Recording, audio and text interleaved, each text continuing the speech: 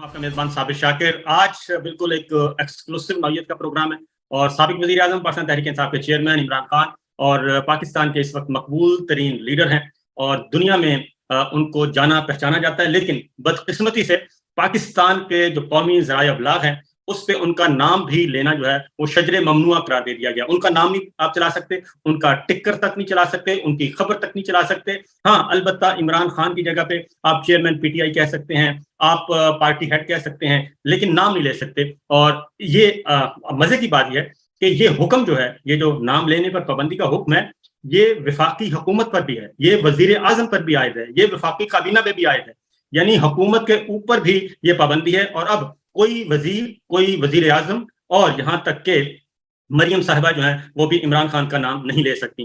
तो आज हमारे साथ हैं, बहुत अरसे के बाद, तवील अरसे के बाद आखिरी बार उनसे मुलाकात हुई थी 9 और 10 अप्रैल की दरमियानी शब, जब वजीर आजम हाउस में उनका आखिरी रात थी और हम भी इत्तेफाक से उधर ही थे। और जितने भी जर्नलिस्ट 5-7 लोग थे वहां पे और उनके साथ थे जो सियासतदान यानी कि डॉक्टर शहबाज गिल, वो सब के सब जेरे अताब आए। तो ये भी एक अजीब इत्तेफाक। उनमें हमारे शहीद अरशद शरीफ जो हैं वो अल्लाह ताला को प्यारे हो गए, उनको कत्ल कर दिया गया, सबसे एक्सट्रीम स्टेप उनके खिलाफ लिया गया। बहरहाल खान साहब सलाम अलैकुम। जी वालेकुम सलाम।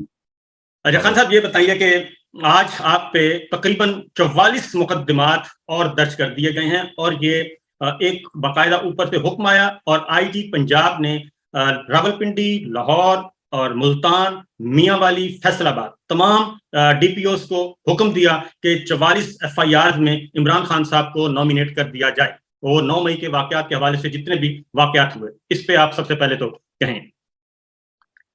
देखिए साहब, प्रॉब्लम पता है क्या है कि एक रियासत जो है ना वो चलती है इखलाकी कुव्वत के ऊपर, मॉरल अथॉरिटी। कभी भी रियासतें डंडे के कानून पे नहीं चलती। जिस रियासत के पास ये इखलाकी कुव्वत चली जाती है वो फिर जब डंडा इस्तेमाल करती है तो वो दुनिया की तारीख उठा के देख लें, अगर आप तारीख के तालिब इल्म हो तो वो रियासतें ज्यादा देर चल ही नहीं सकती। देखिए, क्योंकि एक इंसानी माशरे में और जानवरों के माशरे में फर्क है।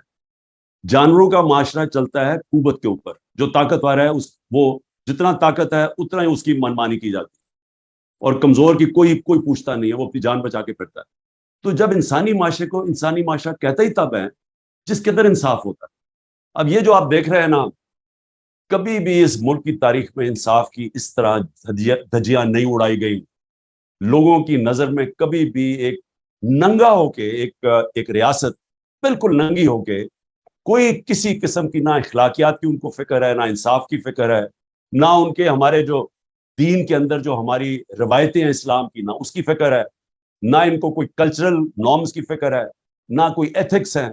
सिर्फ और सिर्फ एक वन पॉइंट एजेंडा है कि किसी ना किसी तरह इमरान खान को रास्ते से हटाना है। क्योंकि जिन्होंने इसको हटाया था जो साजिश करके, अब वो ये पूरी उनकी कोशिश कहीं वापस ना आ जाए। बस वापस ना आने के उसको रास्ता रोकने के लिए सारे मुल्क के इदारे तबाह किए जा रहे हैं। मुल्क की, जिस तरह मैंने कहा, इखलाकियात, हमारी अदलिया, उसके कानूनी उसको बिल्कुल कोने पे लगा दिया। यानी सुप्रीम कोर्ट के फैसले नहीं माने जाते, आइन के फैसले नहीं माने जाते, ऊपर से पुलिस से जो काम करवा रहे हैं वो आप सबके सामने हैं। घरों में घुस के तोड़ के लूट रहे हैं घर, बच्चों को उठा के लेके जा रहे हैं, औरतों को लेके जा रहे हैं। उससे भी ज्यादा कि अब उन्होंने जियो फेंसिंग किया कि जी तो आपका आगे जियो फेंसिंग में आपका नाम, इतने पैसे दो नहीं तो जेल में डाल। तो बिल्कुल एक मुल्क की इंसाफ की धज्जियां उड़ गई। और आपको सबको पता है कि ये जो इन्होंने आप किया है इसका मकसद क्या है कि आखिर में इतनी ज्यादा कौन, यानी अगर ये और मिला लिया तो 200 से तो ऊपर मेरे ऊपर केसेस हो गए। अब कोई मुल्क की तारीख में बताएं कोई 200 से ऊपर केस है, वो कोई अपने आप को डिफेंड कर सकता है? आखिर में कोई ना कोई बेल रिजेक्ट होगी और जेल में चला जाऊंगा। तो ये कोशिश सिर्फ वो हो रही है और ये आपसे नहीं, 14 महीने से कोशिश कर रहे हैं कि किसी तरह पीटीआई और इमरान खान को खत्म करें, क्योंकि हमने इसको गिराया, अब ये वापस ना आए। खान साहब, ये बताएं कि ये सारा कुछ एक ही एंड से हो रहा है और वो है मिलिट्री एस्टैब्लिशमेंट, मिलिट्री लीडरशिप की तरफ से। क्योंकि टीवी ओनर्स को और न्यूज मैनेजर्स को बुला के मिलिट्री ऑफिशियल्स ने ये कहा कि इमरान खान का नाम नहीं लेना। मैं आपके साथ एक खबर, जो मेरी इंफॉर्मेशन है वो यह है कि army chief general Asim Munir साहब को ये यकीन दिला दिया गया है कि अगर इमरान खान साहब आए वापस और पाकिस्तान तहरीक इंसाफ इक़्तिदार में आई तो आसिम मुनीर साहब अपना टेन्योर आप पूरा नहीं कर सकेंगे। अब आपके पास ऑप्शन है, या तो उनको आने दें या फिर आप कंटिन्यू करें। तो ये जो एक बुनियाद बीज बोया गया है اس کو کیسے آپ ختم کر سکتے ہیں؟ کیونکہ اس سینڈ پہ کل علیم خان صاحب نے بھی یہی کہا انٹرویو میں، اور اس سے پہلے شہباز شریف صاحب بھی یہی کہہ چکے ہیں، خواجہ صاحب بھی یہ کہہ چکے ہیں، کیونکہ آپ کے جناب عاصم منیر صاحب سے ذاتی تعلقات کشیدہ ہو گئے تھے، کوئی فائل آئی تھی، آپ نے جناب عاصم منیر کو جب BDIS تھے تو آپ نے کہا کہ یہ آپ اپنی ڈومین میں رہیں، آپ اپنی حدود سے باہر نکل رہے ہیں. یہ ساری کانسپیریسی پیچھے چل رہی ہے، اور اب یا آپ کا اقتدار میں آئیں گے یا پھر جناب عاصم منیر صاحب کنٹینیو کریں گے؟ دیکھیے صاحب، سب سے پہلے تو ایک چیز کلیئر ہو جائے کہ پاکستان کو ایک مضبوط فوج کی ضرورت ہے. میری طرح کے لوگ جنہوں نے ملک سے باہر کوئی جائیدادیں نہیں بنائی، بلکہ جو بھی باہر بنائی تھی سب کچھ بیچ کے اپنے ملک میں لے آئے ہوں، تو میں تو ہمیشہ کبھی بھی میں نے سوچا ہی نہیں کہ پاکستان کے علاوہ میرا کوئی گھر ہے. اور میں نے یہ بھی، کیونکہ میں پہلا پاکستان کی جنریشن ہوں جو آزاد ملک میں پیدا ہوا تھا، ہمارے سارے ماں باپ بڑے غلام ہندوستان میں پیدا ہوئے، تو میں یہ سوچ ہی نہیں سکتا کہ میں کسی کی غلامی تسلیم کروں. تو اگر آپ کے پاس ایک کمزور ڈیفنس ہوگا، فوج آپ کی کمزور ہو جائے، تو جو ہمارا یہ ہمسایہ ہے اور جو یہ BJP RSS کا جو فلسفہ ہے، وہ تو پاکستان کو وجود ہی ختم کرنا چاہتا. تو ہماری تو کوشش، اور میں جب اقتدار میں بھی تھا تو ہمیشہ کوشش کرتا رہا کہ ہمارا ڈیفنس کمپرومائز نہ ہو، تو ہمیں مضبوط فوج کی ضرورت ہے. تو پہلے تو میں یہ کلیئر کر دوں کہ جب بھی کوئی کسی فوج کے کسی آدمی کی تنقید کرتا ہے تو ایک دم اس کو ایک دم کر دیتے جی وہ ملک کے شہدا کے خلاف ہے، وہ ملک کی ڈیفنس کے خلاف ہے، وہ غدار ہے اس ملک کا. میں آج کہہ رہا ہوں کہ جو آج ان کی کالی بھیڑوں جو بیٹھی ہوئی ہیں اس فوج میں، ان کی تنقید نہیں کرتا، وہ ظلم کر رہا ہے اس ملک کے ساتھ، وہ فوج کے ساتھ ظلم کر رہا ہے. اگر میں شوکت خانم کے اندر مجھے یہ پتا چلے کہ میرے کوئی ڈاکٹرز وہاں بیٹھ کے غلط کام کر رہے ہیں، اور میں کہوں کہ نہیں جی، میں اگر ان کو کہوں گا کہ ان کی نشاندہی کروں گا تو میں شوکت خانم کو نقصان پہنچا دوں گا. میں شوکت خانم کو تب نقصان پہنچاؤں گا اگر میں ان کی نشاندہی نہ کروں، ان کا احتساب نہ کروں. یہاں ایک عجیب ماحول بن گیا ہے کہ غداری کے اوپر میرے اوپر کیس کر دیا ہے. بھائی مجھے پتا ہے جس آدمی نے میرے اوپر گولیاں چلوائی ہیں، جو قتل کروانے کی کوشش کی ہے، میرے پاس مجھے بس انویسٹیگیشن شروع کرے اور میں ثابت کروں گا وہ اس کے پیچھے تھا. اور یہ دو علاوہ شہباز شریف اور یہ رانا ثناء اللہ، یہ بھی اس کے ان سب کو پتا تھا پلان کا مجھے قتل کرنے. اب بجائے اس کی انویسٹیگیشن کرنے کی میرے اوپر غداری لگا دی کہ جی آپ اس پر، یعنی کبھی دنیا میں ایسی چیز سنی ہے؟ میں نے اکیلے نہیں اس کا نام لیا، اس نے لیا. ارشد شریف کی والدہ نے، اس کی بیوی نے، اعظم سواتی نے کہا مجھے تشدد کے اندر وہ ہے. شہباز گل نے اس کا بتایا کہ تشدد جب ہوا ہے تو اوپر سے یہ، جب سے یہ آیا یہی شروع ہوئی ہے چیزیں. تو بجائے آپ اس کو انویسٹیگیٹ کریں، آپ الٹا ہمارے اوپر ہمارے منہ بند کروانے کے لیے غداری کر دیتے ہیں. یہ ملک سے کا نقصان کیا جا رہا ہے. دوسری چیز، میری جنرل عاصم منیر سے کیا لڑائی؟ ہاں ٹھیک ہے، میں پرائم منسٹر تھا، میں سمجھتا تھا کہ اگر میں نہیں کام کر سکا تو نہیں کر سکا، لیکن یہ میری اور عاصم منیر کی بات نہیں ہے، یہ پاکستان کی بات ہے.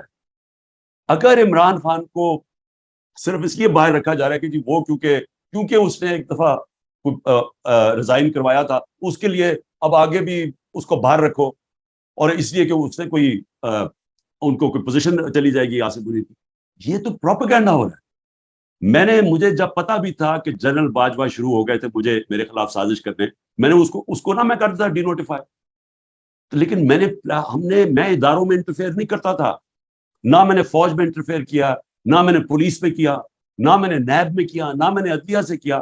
کیونکہ جب تک آپ ادارے اپنے دائرے میں رہ کے کام نہیں کرتے، وہ جب آپ کے ادارے ختم ہوتے ہیں ملک ختم ہو جاتا ہے. اب آج کیا ہو رہا ہے؟ سارے ادارے ختم کر دیے، نہ FIA کام کر رہی ہے صحیح، نیب سے وکٹمائزیشن، اس سے اینٹی کرپشن سے، پولیس سے، آج عدلیہ اس کے فیصلے نہیں مان. تو سارا ملک کا جو تباہی آج جا رہی ہے، جو لوگ ملک چھوڑ کے جا رہے ہیں، وہ اس لیے کہ ادارے تباہ ہو رہے ہیں تو ملک تباہ ہو جاتا ہے. تو میں یہ واضح کر دوں کہ میری کبھی کوئی اس طرح کی سوچ نہیں تھی، نہ میں، اس لیے تو میں نے کوشش کی کہ میں بات کروں جنرل عاصم سے. کوشش کیوں کی؟ کیونکہ مجھے تو ملک کی فکر پڑی ہوئی ہے اس وقت. اچھا خان صاحب یہ بتائیں کہ فیصلے ہمیشہ جو آپ نے ذکر کیا نا کہ فوج پہ کوئی بھی تنقید کرتے ہیں انڈیویجول پہ، تو کہتے ہیں فوج پہ تنقید ہو گئی، شہداء پہ تنقید ہو گئی. تو یہ فیصلے کرتے ہیں 3-4 لوگ، اوپر کے 3-4 لوگ. نواز شریف صاحب بھی یہی کہتے ہیں کہ 1+3 کا فیصلہ تھا 99 کا کو کا، اور آپ کے ساتھ بھی یہی ہوا. پھر پاناما جب ہوا تب بھی نواز شریف صاحب نے یہی کہا. تو اوپر کے جو 3-4 لوگ فیصلہ کرتے ہیں اور نیچے کسی کو پتہ بھی نہیں ہوتا. اب باجوہ صاحب نے آپ کو ہٹانے کا جو فیصلہ کیا وہ ڈرائنگ روم میں بیٹھ کے کیا، اس کی کنٹینیوٹی ابھی تک چل رہی ہے، بلکہ ورسٹ کنڈیشن آ گئی ہے. ہونا تو یہ چاہیے تھا کہ نومبر 29 باجوہ صاحب جب چلے گئے تھے تو نئے آرمی چیف آتے اور سچویشن کو سنبھالتے. بلکہ اس سے بھی زیادہ جو ہے ورسٹ کنڈیشن ہو گئی ہے انسانی حقوق کے حوالے سے، پولیٹیکل وکٹمائزیشن کے حوالے سے. اس کی کیا وجہ سمجھتے ہیں کہ یہ کنٹینیوٹی کیوں ہے آپ کے سلسلے میں؟ دیکھیں جنرل، میں بھی یہ سوچ رہا تھا کہ جب جنرل باجوہ جائیں گے، کیونکہ جنرل باجوہ نے تو ہٹایا تھا، تو وہ تو ڈرا ہوا تھا کہ میں واپس آ گیا تو جنرل باجوہ کے اوپر شاید میں کاروائی نہ کر دوں، تو وہ تو سمجھ آ رہی تھی اس کے ڈرنے کی. تو اس نے بڑا نقصان پہنچایا جنرل باجوہ نے اپنے آپ کو اور ساری اپنی ذات کے لیے. ایکسٹینشن اس نے ہٹایا ابھی شہباز شریف کے ساتھ مل کے اپنی ایکسٹینشن کے لیے. اور یہ بھی جو اس نے کیا، جب پتہ چل گیا کہ پبلک کھڑی ہو گئی ہے، پبلک نہیں چوروں کو تسلیم کر رہی، بڑے بڑے جلسے ہو رہے ہیں، بائی الیکشن ہم جیت رہے ہیں، تو اس نے پھر بجائے ریورس کرنے کے اپنی ذات کی خاطر اس نے ملک کو نقصان پہنچانا شروع کر دیا. وہی لے کے آیا فیصل نصیر کو.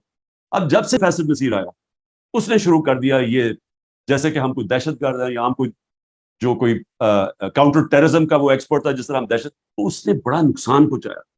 جو اپنے ادارے کو نقصان پہنچا وہ کسی دشمن نے نہیں پہنچایا، وہ کوئی پی ٹی آئی نے نہیں پہنچایا، وہ جنرل باجوہ نے پہنچایا ان چوروں کو لا کے. اور وہ لوگوں کو پہلے یہی اسٹیبلشمنٹ ثابت کری کہ چور ہیں، ان کو لا کے اوپر بٹھا دیا، تو اس کا ریئیکشن آیا. اور اس کے بعد جو فیصل نصیر کی حرکتیں ہوئی، جو سوشل میڈیا کے لوگوں کو، یہ جو جرنلسٹ کو، جو شہباز گل کو پہلے ٹارچر، پھر اس کے بعد اعظم سواتی سے جو کیا، تو اس کے بعد یہ جو کہ جی ہم ان کو سیدھا کر دیں گے. اب وہ جو نقصان پہنچایا، میں امید رکھتا تھا کہ جنرل عاصم منیر آ کے چینج کریں گے پالیسی، ہم سب سمجھ رہے ہیں، لیکن میرے خیال میں ان کا بہت بڑا انفلوئنس ہے نیچے سے، ان کے کئی لوگ ان کو انفلوئنس کرتے ہیں. اور مجھے افسوس سے کہنا پڑتا ہے کہ پاکستان تو آج ایک تباہی کے کنارے پہ کھڑا کر کے رکھ دی، کیونکہ ابھی تو امید ہی نہیں نظر آ رہی. اب تو یہ ہے کہ الیکشن آئیں گے تو یہ سارا جو پلان بن رہا ہے وہ تو یہی بن رہا ہے نا کہ تحریک انصاف کو ختم کر کے ان کو انہی کی بندر بانٹ کروا دو ملک کی، جنہوں نے 30 سال سے ملک کا بیڑا گرک کر رہے ہیں، جن کے ہوتے ہوئے بنگلہ دیش بھی آگے نکل گیا اور ہندوستان بھی آگے نکل گیا 90 کی دہائی میں. نہیں تو پاکستان تو 80 کی دہائی تک سب سے آگے تھا، تو ان کے ہوتے ہوئے تو تباہی ہوئی ہے. تو اب انہیں کو ایک اور چیز میں ذاتی طور پہ بھی میرے علم میں ہے، اگر آپ چاہیں تو شیئر کریں.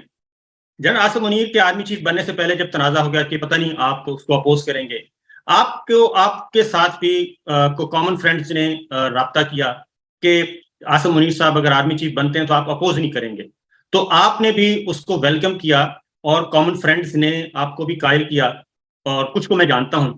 تو جیسے ہی یہ کام ہو گیا اس کے بعد وہ کامن فرینڈز کہیں غائب ہو گئے یا کدھر چلے گئے؟ کیونکہ آپ نے ویلکم کیا آرمی چیف کو.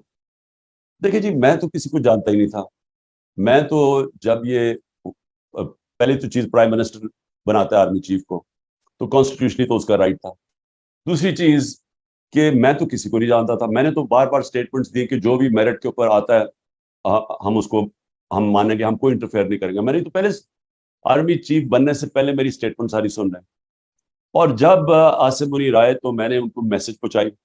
میں نے کہا دیکھو مجھے یہ پتا چلا ہے کہ لنڈن پلان بنا ہوا اور نواز شریف نے آپ سے یہ گارنٹی لیا کہ آپ نے پی ٹی آئی کو ختم کرنا ہے اور مجھے.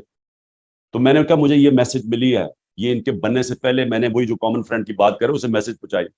اس نے آگے سے کہا، انہوں نے کہا بالکل فکر نہ کرو، کوئی ایسی چیز نہیں ہو. بہرحال ہم نے تو ویسے بھی روکنا نہیں تھا، تو ڈاکٹر ابھی مجھے یہاں ملنا ہے اور ہم نے فیصلہ کیا، ہم نے کہا ٹھیک ہے ہم اپوز نہیں کریں گے. لیکن مجھے افسوس سے کہنا پڑتا ہے کہ جو اس کے بعد ہوا، وہ چھوڑیں کہ عمران خان سے کیا ہوا، میرے گھر پہ یہ جو اٹیک ہوئے اور یہ جو سب کچھ، مجھے دوسری طرف میرے اوپر قتل کا کوشش کی گئی، ایک اور پھر کوشش پلان بنا ہوا تھا، وہ چھوڑے. میں ملک کی بات کر رہا ہوں کہ آج صرف ملک دیکھنے کدھر کھڑا ہے. مجھے صرف یہ بتا دیں کہ یہ ہو سکتا ہے کہ ایک ملک جو 6% کے اوپر 6.1% کے اوپر گرو کر رہا ہو، ورلڈ بینک تعریف کر رہا ہو، وہ IMF تعریف کر رہا ہو کہ پاکستان میں سسٹینیبل گروتھ ہو رہی ہے، معاشی طور پہ آگے جا رہا ہو، اور ایک دم 1 سال کے اندر آج ملک گھٹنوں پہ ہے، بے روزگاری بڑھ گئی ہے. انہوں نے $3 ارب لیا ہے IMF سے اور بڑا خوش ہو رہا ہے. تو $7 ارب کی ڈالروں کی کمی ہو چکی ہے 1 سال میں. یعنی جو ہم ایکسپورٹس پہ جو نقصان کم، ایکسپورٹس کم ہوئی ہیں اور جو ریمیٹنسز کم ہوئی ہیں، وہ $7 ارب کم ہوا ہے ہمارے دور سے. تو $7 ارب کم ہو کے $3 ارب کا قرضہ لے لیا. یعنی آپ کی دولت سکڑتی جا رہی ہے، آپ کی آمدنی سکڑتی جا رہی ہے اور قرضے بڑھتے جا رہے ہیں اور خوشیاں بنا رہے ہیں سارے. تو یہ جو ملک کا حال کیا ہے، کوئی تو اس کا ذمہ دار ہوگا، اور میڈیا کو کنٹرول کر لیا. وہی میڈیا جو شور بچایا کرتا تھا کہ جتنی مہنگائی ہوگی، آج 38% مہنگائی ہے پاکستان میں، ہماری 12%، 12.2 یا 3 پہ. سارا میڈیا شور بچایا ہوا تھا کہ تباہ ہو گیا ملک. آج چپ کر کے میڈیا بیٹھا کنٹرول میں آ گیا. آج کوئی بات نہیں کر رہا ہے کہ बेरोजगारी कितनी है, आज कोई नहीं बात कर रहा कि आम आदमी, तनख्वाहदार आदमी का क्या हालात है, बिजली के बिल किधर चले गए हैं, लोड शेडिंग कितनी हो गई है, ये सारा मीडिया चुप करके बैठा हुआ है। अच्छा खान साहब, ये बताएं कि मीडिया तो खामोश है, वो तो बहुत बड़े बड़े नामवर लोग जो हैं वो भी खामोश हो गए हैं। अगर आपके साथ प्लान ये है, जो हमारे पास इंफॉर्मेशन है, कि जैसे ही जस्टिस काजी फाइज साहब आएंगे, वो चीफ जस्टिस ऑफ पाकिस्तान बन जाएंगे, उसके बाद इलेक्शन की डेट अनाउंस हो और इलेक्शन शेड्यूल भी उनके आने के बाद आए, ताकि नवाज शरीफ साहब की सजाएं, बकौल उनके, ये PMLN की है, कि नवाज शरीफ साहब की सजाएं खत्म हो जाएंगी, उनकी सजाएं खत्म होकर वो क्वालिफाई कर लेंगे और आपको डिस्क्वालीफाई कर दिया जाएगा। और उसके लिए जो माहौल बनाया गया है जस्टिस काजी फाइज साहब के लिए, कि आपने उनके खिलाफ रेफरेंस फाइल किया, आप अगर पूरी बात बता दें, क्योंकि मुझे तो पता है, लेकिन मैं चाहता हूं आप पूरी बात बता दें कि जस्टिस काजी फाइज साहब को के खिलाफ जब रेफरेंस आया था, वो कहां से आया था और वो किसने तैयार किया था, ये मुझे बता दें, क्योंकि उस वक्त DGISI जो थे वो कोई और थे। देखिए, पहले तो क्या होगा आगे वो तो अल्लाह ही बेहतर जानता है। मेरा तो फैसला ये है कि मैं जब तक जिंदा हूं तो मैं तो अपनी मिशन के साथ खड़ा हूं, इंसाफ की तहरीक के साथ, कि जब तक इस मुल्क में इंसाफ नहीं होता वैसे ही मुल्क का कोई मुस्तकबिल नहीं। यानी अगर आप सिर्फ इकोनॉमी देख लेना, तो जब तक इस मुल्क के अंदर कानून की हुक्मरानी नहीं आती, यहाँ हमारा मुल्क सिर्फ कितनी देर आप कर्जे, किससे और कर्जे लेंगे, कर्जे तो बढ़ते जा रहे हैं। अब ये जो कर्जा लिया ये वापस भी तो करना है ना अगले साल, तो किधर से करना है? जब आपके पास आमदनी सुकड़ती जा रही है तो कर्जे किधर से वापस करनी है? आमदनी तब बढ़ेगी जब मुल्क में सरमायाकारी हो।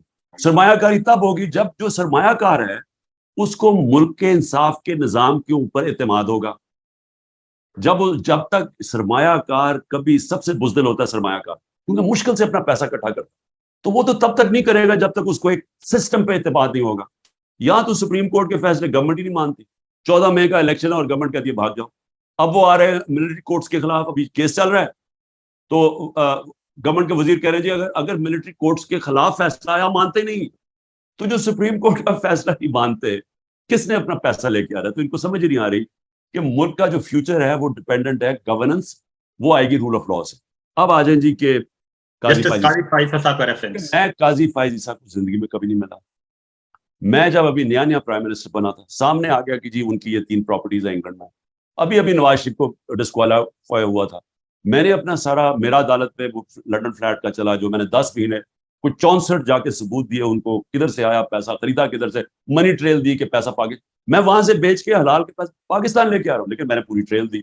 नवाज शरीफ के वो लंदन के फ्लैट थे, अब यहाँ आ गया कि जी इनके 3 बाहर फ्लैट थे।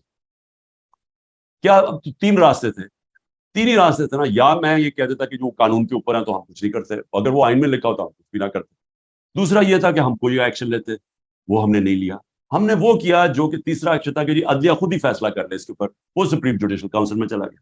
मैं ये पूछना चाहता हूं कि मेरी जगह और कोई होता तो क्या करता? और मुझे तो लगा ऐसे है कि जनाब ये बड़ा एक उनको बुरा लगा, लेकिन मैं तो काजी फाइज ईसा साहब से पूछता हूँ कि वो मेरी जगह होते तो क्या करते? अगर उनके सामने ये, या तो आप कहना कानून के ऊपर है तो आप कुछ ना करते, ऊपर से लंदन फ्लैट्स के ऊपर कहानी भी आई हुई थी मेरी और नवाज, तो मैंने तो वही किया कि आप अदलिया ही फैसला करें। लेकिन इससे जहां तक मुझे खबर है कि उनको ये चीज बहुत बुरी लगी, और इसलिए लोग ये समझ रहे हैं कि जब वो आएंगे तो वो बड़ा कोई इंतकाम लेंगे मेरे से। लेकिन अदलिया के अंदर तो ये चीज होती नहीं है। जज की तो पहचान होती है उसकी जजमेंट्स। मेरा अच्छा बुरा कहना या किसी का पब्लिक, वो तो डिपेंड करेगा कि वो किस तरह के फैसले करेंगे, उसके ऊपर उनका नाम ऊपर या नीचे जाएगा। अरे खान साहब, आते हैं अब आपकी पॉलिटिक्स पार्टी की तरफ। आपके ये मुश्किल तरीन वक्त आया, पहला मुश्किल वक्त था, और इसमें बहुत सारे दूध पीने वाले जो मजलूम हैं वो आपको छोड़ के चले गए, और ऐसे ऐसे किरदार जिनको आपने बहुत इज्जत दी, अली जैदी और गवर्नर सिंध इमरान इस्माइल, वो चले गए, और सैफुल्लाह नियाजी साहब चले गए। ये जो लोग गए हैं, इनके जो चले गए हैं और कुछ खामोश हो गए हैं, शफकत महमूद साहब खामोश हैं, इनका मुस्तकबिल क्या होगा जब आप वापस, क्या कोई पॉलिसी चेंज हो सकती है कि जनाब बस ठीक है, आम माफी का ऐलान करते हैं, ये मुश्किल वक्त था चले गए, वापस ले लेते हैं इनको? देखिए साबिर, ये बड़ा मुश्किल इसका जवाब, मुश्किल जवाब क्यों कि मैं जो भी, अगर मैं ये कहता हूँ कि जी मैं इनको कईयों को माफ कर दूंगा, क्योंकि ये मेरा ईमान है कि जो भी ये कर लें, एक पार्टी जिसके साथ अवाम खड़ी हो जाती है उसको कोई हरा नहीं सकता। और ये दुनिया की तारीख भी ये साबित करती है कि एक बार कौम खड़ी हो जाती है एक तरफ, پبلک اوپینین جب جڑ جاتا ہے نا کسی کے ساتھ تو وہ آپ جو مرضی حربے استعمال کریں اسے جیتنا اسی نہیں. تو میرے سے یہ لوگ سوال پوچھتے ہیں کہ اس کا کیا آپ جواب دیں گے یہ اگر وہ واپس آنا چاہے.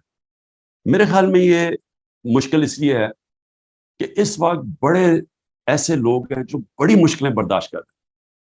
آپ یقین کریں میں تو ان کو سلام کرتا ہوں کہ جو اس وقت جس طرح کی ان کی فیملیز کے اوپر زور ڈالا ہوا ہے, کئیوں کے بھائی پکڑ لیے ہیں, کئیوں کے بچوں کو انہوں نے پکڑا ہے, بزنسز بند کر دیے ہیں, رشتہ داروں کے گھر چلے گئے ہیں, گھر توڑ دیے ہیں, گھر لوٹے ہیں, یعنی اس سارے, اور کئی جیلوں میں پڑے ہوئے ہیں, اور ان سے صرف کہتے ہیں کہ یہ ایک چیز کہہ دو کہ عمران خان کے ساتھ آپ چھوڑ رہے ہیں تو وہ ان کو چھوڑنے کے لیے بھی تیار ہے, لیکن اس کے باوجود وہ کھڑے ہوئے. تو میں اس وقت مسئلہ یہ ہے کہ میں کس طرح وہ جو لوگ اس وقت سارا پریشر برداشت کر رہے ہیں میں ان کو کیسے فیس کروں گا اگر میں وہ لوگ جنہوں نے پریشر کے باوجود ہی پارٹی چھوڑ گئے. لیکن کئیوں کو مجھے پتا بڑا پریشر پڑا, مثلا شیرین مزاری ہے, مجھے پتا ہے کہ اس کی برداشت سے اوپر چلا گیا. جو اس نے وہ کرنا چاہتی تھی, جو انہوں نے اسے کیا ہے, جو اس کی صحت کا حال تھا شیرین کی, پھر اس کی بیٹی تھی, میرے خیال میں اس نے وہ اس لیول پہ لے گئے کہ وہ برداشت نہیں کر سکتی. لیکن وہ دیکھیں اس نے کسی پارٹی میں نہیں گئی, اس نے کوئی اسٹیٹمنٹ نہیں دی. تو ایسے بھی لوگ ہیں, تو ان کے لیے ہم اور طرح جب انشاءاللہ جب وقت اچھا آئے گا, لیکن یہ آسان نہیں ہے, اس کا یعنی فیصلہ کرنا آسان نہیں ہے. دوسری جانب علی محمد خان ہیں, شہریار افریدی ہیں, میاں محمود رشید ہیں, چودھری پرویز الہی صاحب ہیں, یاسمین راشد ہیں, عالیہ حمزہ ہیں, عمر سرفراز چیمہ ہیں, اعجاز چودھری ہیں, عامر ڈوگر ہیں, فردوس شمیم نقوی ہیں. یہ بھی تو خان صاحب فیس کر رہے ہیں نا, جبکہ یہ جو جتنے بھی میں نے دودھ پینے والے مجنو ہیں وہ بالکل آرام سے چلے گئے, یہ سب لوگ فیس کر رہے ہیں. تو ان کے بارے میں آپ کیا کہیں گے؟ خاص طور پہ میں چودھری پرویز الہی صاحب کے بارے میں آپ سے بات ضرور کروں گا. جی, میں سب سے زیادہ تو حیران ہوں چودھری پرویز الہی پہ, کیونکہ اس عمر پہ, اور مجھے جو پتا ہے کہ انہوں نے جان کے جیل میں ان کے لیے بڑی سخت کنڈیشنز رکھی ہوئی ہیں, وہ سب کچھ برداشت کرنا, تو میں تو سلام کرتا. میں نہیں سمجھتا تھا کہ وہ اس طرح کا جو سختی ہے وہ کر سکیں گے.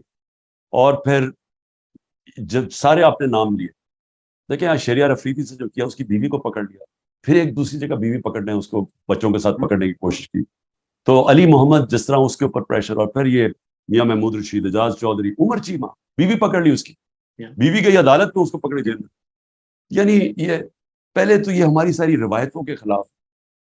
اسلام میں جب نبی صلی اللہ علیہ وسلم جنگ پہ جاتے تھے تو یہ تو اپنے ہیں نا, وہ دشمنوں کو کہتے تھے کہ آپ نے ان کی عورتیں, بچے اور بوڑھوں کو کچھ نہیں کہنا, یعنی حکم ہوتا تھا فوج کو.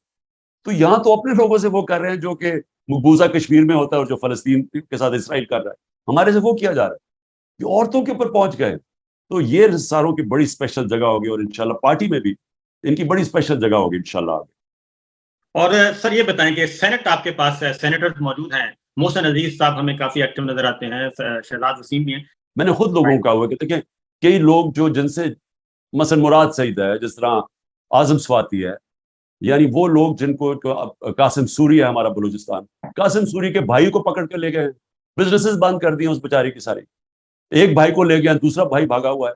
تو یعنی وہ تین ہی بھائی تھے, اکٹھے رہتے تھے, تو ان کی والدہ اکیلی ہیں, یعنی ان کی جو بیوی ہیں. تو ان ساروں کے اوپر انہوں نے یہ اس طرح کا تشدد کیا ہوا ہے اور زور لگا رہے ہیں. تو میں پھر سے یہ کہوں گا کہ میں تو ان کو خاص یہ جگہ میرے دل میں بھی ہوگی, اور پارٹی میں بھی انشاءاللہ ہم کبھی ان کو نہیں بھولیں گے.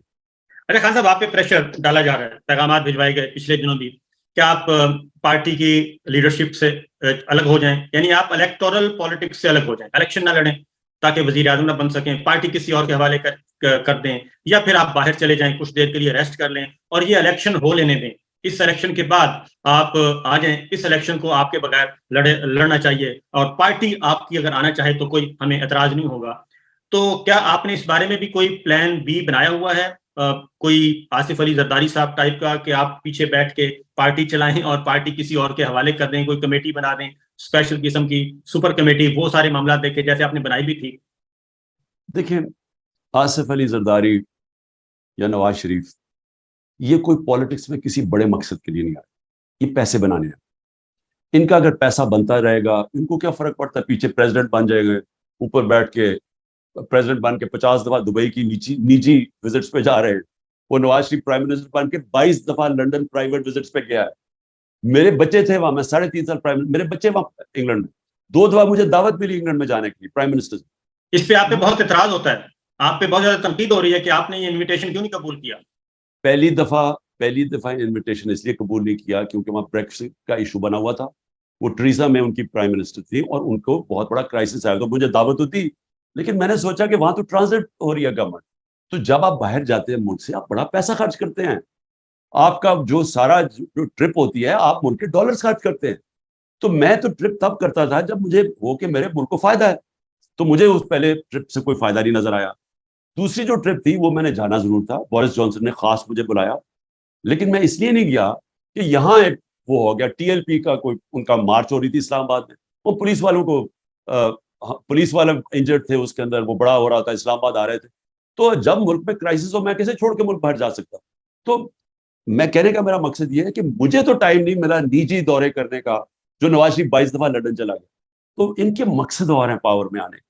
میں اس لیے نہیں پاور میں آیا کہ میں کوئی پاور پالیٹکس کر کے تو اچھا جی میں پیچھے بیٹھ جاتا ہوں پھر مجھے باری مل جائے گی. میرے لیے تو یہ جہاد ہے, یہ حقیقی آزادی کی جہاد ہے جو 27 سال پہلے شروع کی تھی کہ انصاف کے ساتھ آزادی آتی ہے, اور وہ ایک پورا ایک مشن ہے. وہ مشن کے اندر بھی کبھی آپ کہتے ہیں اچھا جی میں پیچھے ہٹ جاتا ہوں, پہلے کسی کو آگے کر دو تو میں آگے آ جاتا ہوں. کبھی سوچا کہ کسی دنیا میں جمہوریت میں ایسے ہوتا ہے کہ کوئی لیڈ کر رہا ہے ایک موومنٹ اور وہ اگلے کہنے جی ہمیں آپ پسند نہیں ہے تو آپ فلانے کو لے آئیں. یہ کوئی جمہوریت میں ہوتا ہے, اور یا کسی موومنٹ میں ایسے ہوتا ہے. یہ تو تب ہوتا ہے جب بدر بانٹ ہو رہی ہو, جو آج کل بدر بانٹ دبئی میں بیٹھ کے ہو رہی ہے. اچھا جی تمہیں ہم سندھ دے دیں گے, اچھا تمہیں ہم کراچی دے دیں گے. خان صاحب, ایمان صدر آپ کے لیے کیسا رہے گا؟ کیا مطلب؟ یعنی کہ آپ صدر مملکت بن جائیں. دیکھیں میں یعنی اگر میں نے صدر بننے کے لیے پالیٹکس کرنی ہے تو میں پالیٹکس کر کیوں رہا ہوں؟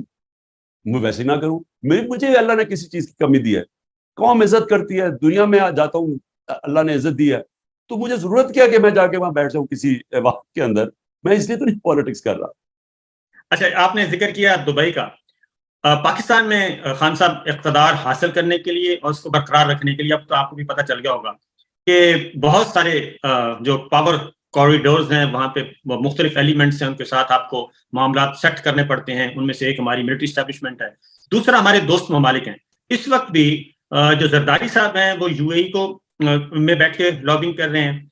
نواز شریف صاحب یو اے ای اور پلس ہمارے سعودی عرب کے برادر ملک کے ساتھ رابطے میں ہیں, ان کے ذریعے کوئی نہ کوئی راستہ نکالنے کی کوشش کر رہے ہیں. اور اسی طریقے سے آپ کے بلاول اس وقت امریکہ میں ہیں, وہ وایا بائیڈن انتظامیہ کے ذریعے کوئی راستہ بنانے کی کوشش کر رہے ہیں. تو آپ کے ان ممالک کے ساتھ, خاص طور پہ ایم بی ایس اور یو اے کے ساتھ آپ کے اس وقت کیا مراسم ہے؟ کیا وہ اس میں انٹروین کریں گے کہ جناب عمران خان صاحب کو آپ مائنس کریں, بس ٹھیک ہے ان کے لیے راستہ ہموار کریں, ہماری ملٹری اسٹیبلشمنٹ کو کہیں گے وہ؟ دیکھیں صابر, اگر مجھے اور ملکوں کے کندھوں پہ چڑھ کے آنا پاور میں آنا ہے تو میں آنا ہی نہیں چاہتا. میں پاور میں صرف آنا چاہتا ہوں اگر پاکستان کی عوام مجھے الیکٹ کرے. اگر وہ الیکٹ نہیں کرتی, میں آپ کو یقین دلاتا ہوں کہ میں اپنی زندگی سے بڑا مطمئن ہوں, مجھے کسی چیز کی کمی نہیں ہے. ان لوگوں کو تو ہے نا کہ انہوں نے تو زندگی میں کبھی, مجھے تو اللہ نے سب کچھ دکھا دیا.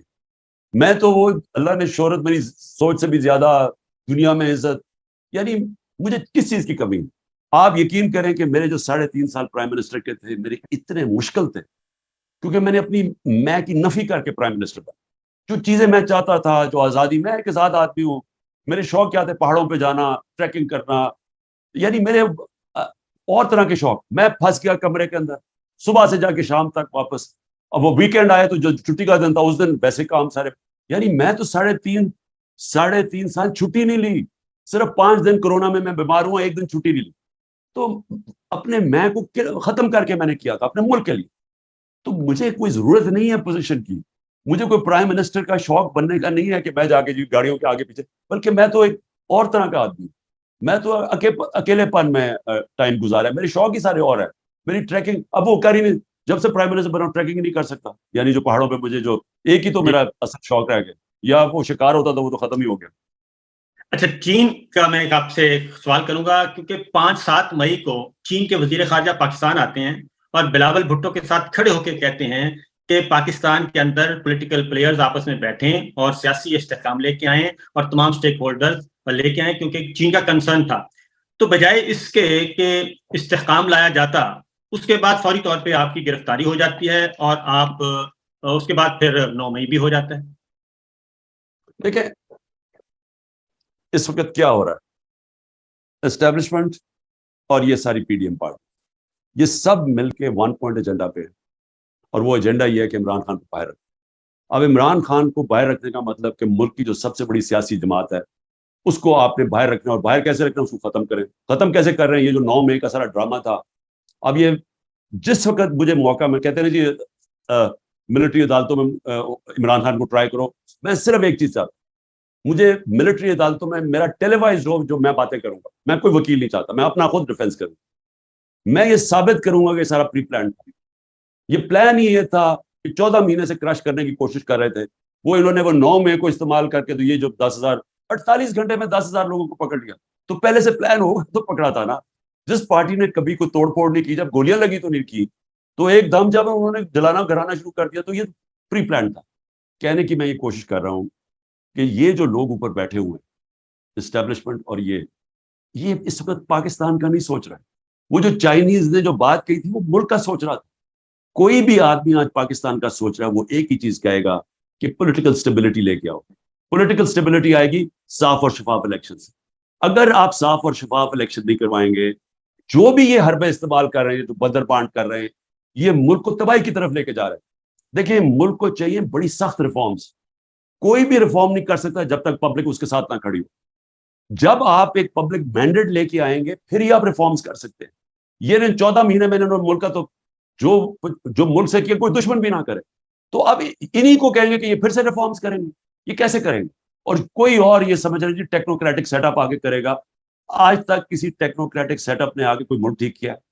ملک ٹھیک مہاتر نے کیا، ملیشیا مہاتر نے بدلا، اس کے بعد جو سنگاپور تھا وہ لی کوان یو نے، ایک پرائم منسٹر نے پبلک مینڈیٹ سے بدلا۔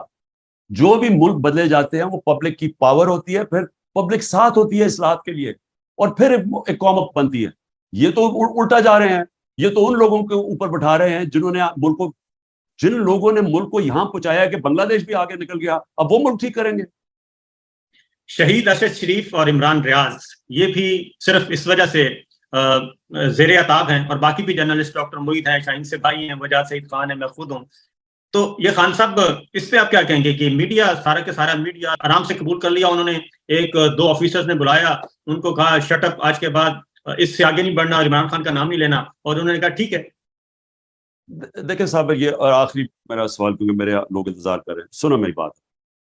دیکھو، بدقسمتی سے میڈیا اونرز کے بزنس انٹرسٹ ہے، اور وہ بزنس انٹرسٹ اور میڈیا کو ساتھ ساتھ چلاتے ہیں۔ اب میں نے پوری ایک چینل خرید لی ہے، اور اس کے پاس وہ جو اس کی بزنس ہے وہ 2 نمبر بزنس ہے، تو وہ چینل کو استعمال کرتے ہیں بلیک میل کرنے کے لیے۔ تو یہ یاد رکھیں کہ یہ جو سارا مجھے درس دیتے تھے آزادی رائے کے، اور ہم حالانکہ وہ کوشش کر رہے تھے کہ رسپانسبل جرنلزم ہو، فیک نیوز کے اگینسٹ۔ میرے اگینسٹ ہر قسم کی نیوز، فیک نیوز نکلاتی تھی، منسٹرز کے اگینسٹ نکلاتی تھی جو مغرب میں ہیں، کہ آپ کی ذمہ داری بھی، آپ اگر کسی کو اس کی ریپوٹیشن کو نقصان پہنچائیں گے، کسی کو ذلیل کریں گے، تو اس کے پاس ہونا چاہیے رائٹ کہ اپنے آپ کو ڈیفینڈ کرے، اور لائبل لاز ہیں۔ لیکن ہمارے اگینسٹ پوری کیمپین چلی کہ ہم نے پتہ نہیں کیا کیا کیا، اور میڈیا کو بند کرنے کی کوشش کی۔ اب کیا ہوا؟ انہوں نے سیدھی طرح حکم کیا ہے میڈیا اونرز کو کہ تم اگر یہ لائن پہ نہیں چلو گے ہم تمہیں یہ کر دیں۔ اور ان میں سے کئی میڈیا اونرز نے بڑی کوشش کی اپنی آزادی رائے رکھنے کی، میں داد دیتا ہوں ان کو، لیکن کئی پہلے میں سلام کر کے تو جناب سیدھا جا کے وہ شروع ہو گیا، اور کئی پہلے ہی ان کے ساتھ تھے۔ تو ہوا کیا؟ دیکھو خطرناک چیز اب کیا ہے صاحب، آپ ایک معاشرے کے اندر سے جب تنقید ختم کر دیتے ہیں، جب ایک معاشرے کے اوپر آپ انفارمیشن کے اوپر آزادی رائے پہ کنٹرول کر لیتے ہیں، جب آپ ڈنڈے کے زور سے اپوزیشن کو بھی دبا دیتے ہیں، تو یہ یاد رکھیں کہ آپ اپنے ملک کی موت کی سائن کر رہے ہیں، یعنی آپ اپنے معاشرے کی تباہی کے اوپر سائن کر رہے ہیں۔ اور اگر آپ نے تاریخ دیکھنی ہے تو صرف زیادہ دور نہ جائیں، ایسٹ اور west Germany second world war کے بعد علیحدہ ہو گئے، ایک میں یہی حرکتیں جو آج ہو رہی ہیں پاکستان میں، ایسٹ جرمنی میں شروع ہو گئی، ویسٹ جرمنی آزاد ہو گیا، آزادی رائٹ ڈیموکریسی آ گئی۔ 50 سال کے بعد ویسٹ جرمنی اوپر چلا گیا، ایسٹ جرمنی نیچے چلا گیا۔ ایسٹ اور ویسٹ یورپ وہی یورپینس تھے، آدھوں کے اندر آزادی آ گئی، جمہوریت اور تنقید آ گئی، پارلیمنٹ آ گئی، آزادی رائے آ گئی، آزاد میڈیا آ گیا، اور دوسری طرف انہوں نے بند کر دیا جو آج پاکستان میں ہے۔ ویسٹ یورپ اوپر چلا گیا، ایسٹ یورپ نیچے چلا گیا۔ ساؤتھ اور نارتھ کوریا کے اندر یہ حرکتیں جو آج پاکستان میں ہیں، साउथ कोरिया के अंदर उन्होंने डेमोक्रेसी, साउथ कोरिया ऊपर चला गया, नॉर्थ पीछे रह गया, आज भूखे मार रहे हैं लोग। और वही लोग हैं। कहने का मेरा मकसद ये दुनिया का एक्सपीरियंस है कि हमारे नबी सल्लल्लाहु अलैहि वसल्लम ने लोगों को आजाद किया था मदीना की रियासत में। फिरौन का जब कहा जाता है कुरान के अंदर, तो उसने लोगों को गुलाम बनाया था। उन्होंने आजाद करके दुनिया का सबसे अजीम सिविलाइजेशन बनाया। दुनिया के मुसलमानों ने इमामत की मदीना में, उन्होंने इंसानों को आजाद किया, इंसाफ दे के, हकूक दे के, उन्होंने अंदरूनी तौर पे आजाद किया ला इलाहा इल्लल्लाह से। वो लोग दुनिया की इमामत की इकबाल के शाहीन बन गए। और वही जो फिरौन का कुरान में जब देते हैं जिक्र, वो गुलाम बनाता था। ला इलाहा इल्लल्लाह इंसानों को इंसानों की गुलामी से आजाद करता है, और आजाद इंसान ही ऊपर जाते हैं। तो ये तो हमें अंधेरों की तरफ लेके जा रहे हैं, ये तो तबाही की तरफ लेके जा रहे हैं कि लोगों के मुंह बंद करके डंडे मार के ये वीगो डाले आ रहे हैं और लोगों को उठा के लेके जा रहे हैं जो इख्तलाफ करे। और ये या तो मुल्क बड़ा तरक्की कर रहा हो, ऊपर से मुल्क भी नीचे जा रहा है। यानी हमारी मुल्क की लोग छोड़ छोड़ के जा रहे हैं, उम्मीदें खत्म कर दी हैं इन्होंने। जो ये आपके 9-10 लाख प्रोफेशनल छोड़ के गए हैं, कोई अंदाजा लगा सकता है कि इनका कितना पाकिस्तान को नुकसान है। और जो प्रोफेशनली नहीं जा रहे, वो अपने डॉलर्स भी बाहर लेके जा रहे हैं, पैसे चेंज करते हैं और डॉलर बाहर। तो मुल्क का क्या बनेगा? मैं तो सबसे ये बात, जब मैंने, अब तो मैं बात ही नहीं करता, पहले मैं कह रहा था, कोशिश की कि जी एस्टैब्लिशमेंट से बातचीत करें। वो ऐसे समझे कि जी शायद इमरान खान बड़ा क्यों घबरा गया ये सारे क्रैकडाउन से या जेल से। मैं तो अपने मुल्क का सोच रहा हूं कि ये जो आपने रास्ता पकड़ा हुआ है, ये तो मुल्क को आप तबाही की तरफ लेके जा रहे हैं। ये तो उम्मीद ही खत्म कर दी है मुल्क। तो और आगे आपके पास रास्ता भी कोई नहीं है, रोड मैप भी कोई नहीं है। आखिरी सवाल, सबसे आखिरी सवाल, आप दोबारा बरसर इख्तियार आते हैं, पहला जो टेन्योर है, क्या वो गलतियां आप दोबारा रिपीट करेंगे? फॉर एग्जांपल, आर्मी चीफ जहां बाजवा साहब थे, उनको आपके प्रिंसिपल सेक्रेटरी पसंद नहीं थे, उनको आपके वजीर आला पंजाब पसंद नहीं थे, उनको आपके वजीर आला खैबर पख्तूनख्वा पसंद नहीं थे, उनको आपके वजीर खजाना पसंद नहीं थे, उनको आपके वजीर दाखिला पसंद नहीं थे। तो ये सारा कुछ हो रहा था, तो क्या आप एक तो ये बताएं लोगों को कि आपके साथ क्या कुछ हो रहा था, कि आप किस हद तक आजाद थे उस वक्त, फिर आपके साथ जो ये छोटी जमातें साथ लगा दी गई, तो आने वाला वक्त क्या आप कंप्रोमाइज करके आएंगे और दोबारा से वही गलतियां दोहराएंगे, या फिर इंडिपेंडेंटली आप हाइब्रिड रजीम नहीं बल्कि एक्चुअल जो डेमोक्रेसी है वो लेके आएंगे? देखिए जी, पहले फैसला करने कि पाकिस्तान को इस दलदल में से निकालना या नहीं निकालना, या हमने यही बंदर बांट कर दी। ये बंदर बांट ही कर रहे हैं ना, ये जो अब दुबई में हो रही है बंदर बांट हो रही है कि आपको ये होगा, ये होगा, ये शेयर आपका, ये शेयर आपका, और क्या हो रहा है? बंदर बांट करना है, मुल्क को मुस्तकबिल नहीं। इस मुल्क की इस्लाहात करनी है, बड़े फैसले करने हैं, वो पब्लिक मैंडेट से होंगे, और वो तब होंगे जबकि एक क्लियर फैसला हो कि क्या मुल्क में आपने कानून की हुक्मरानी कायम करनी है या नहीं करनी, या आपने एक लोगों को कह देना कि जी आप मुल्क में कानून से ऊपर हैं, आप जो मर्जी करें, चोरी करें तो आपको एनआरओ मिल जाएगा, आप जो मर्जी रात को लोगों के घरों के तोड़ के अंदर घुस जाए, लेकिन क्योंकि आप ताकतवर हैं, आप एक्स प्राइम मिनिस्टर को भी कत्ल करने की कोशिश करें तो आपके एफआईआर नहीं कटेगी।